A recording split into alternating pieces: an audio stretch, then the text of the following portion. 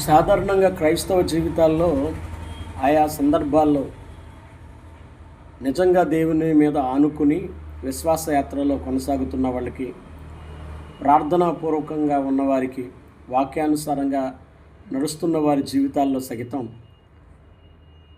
కొన్ని సందర్భాల్లో శ్రమ వెంబడి శ్రమ రావడం, దుఃఖం వెంబడి దుఃఖం రావడం, కొన్నిసార్లు నష్టం వెంబడి నష్టం రావడం, గుండె చెదరిపోయే పరిస్థితులు ఎదురు కావడం, భయంకరమైన నిందలు రావడం ఒకంత ఆశ్చర్యాన్ని కలిగిస్తుంది.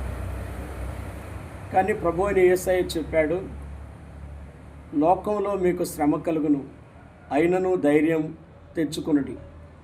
లోకమును జయించిన విజయం మన విశ్వాసమే, లేదా మీ విశ్వాసమే అని ఆయన సెలవిచ్చాడు. దేవుడు శ్రమలు అనే పాఠశాలలో విధేయత అనే పాఠాన్ని మనకు నేర్పుతాడు. శ్రమలకు పరిశుద్ధ గ్రంథంలో ఉన్న ఏ భక్తుడు కూడా అతీతుడు కాదు అన్న సంగతి మనం జ్ఞాపకం చేసుకోవాలి.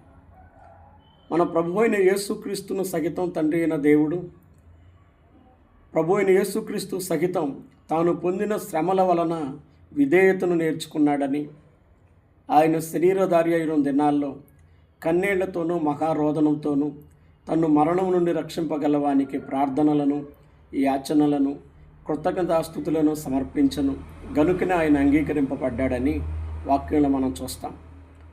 కనుక ప్రభునందు ప్రియులారా, మన విశ్వాస జీవితంలో, నా విశ్వాస జీవితంలో శ్రమలు ఎదురైనప్పుడు మనం పెద్దగా ఆశ్చర్యపడాల్సిన అవసరం లేదు.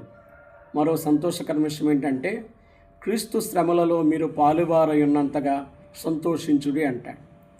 ఒకవేళ నీకు ఎదురవుతున్న శ్రమలు నీ అవిధేయతను బట్టి, లేదా నీ పాపాన్ని బట్టి, నీ అతిక్రమాలను బట్టి అయితే వాటి విషయంలో తప్పనిసరిగా వెంటనే పశ్చాత్తాపడే ప్రయత్నం చేయాలి. ఒప్పుకొనని పాపం, విడిచిపెట్టనకూడని పాపం ఇంకా ఏదైనా నీ జీవితంలో ఉండి దానిని బట్టి నీవు శ్రమను పొందుతున్నట్లయితే వెంటనే దేవుని ఎదుట పశ్చాత్తాపడి, ప్రభువా నా పాపాన్ని, నా దోషాన్ని క్షమించమని అడుగు. లేదు, నువ్వు సంపూర్ణంగా నీ మనస్సాక్షికి ఏ కల్మషము లేకుండానే, నీ మనస్సాక్షి నీ మీద ఏ నేరారోపణ చేయకుండానే శోధించబడుతున్నట్లయితే సంతోషించు. దేవుడు శ్రమ వెంబడి నీ గొప్ప ఆశీర్వాదాన్ని ఆయన నీకు ఇవ్వబోతున్నాడు. నీ నిందకు ప్రతిగా రెట్టింపు ఘనతనివ్వబోతున్నాడు. నీ దుఃఖాన్ని నాట్యంగా మార్చబోతున్నాడు. ఆయన నిన్ను గొప్పగా దీవించబోతున్నాడు, బలపరచబోతున్నాడు. రెట్టింపు ప్రతిఫలం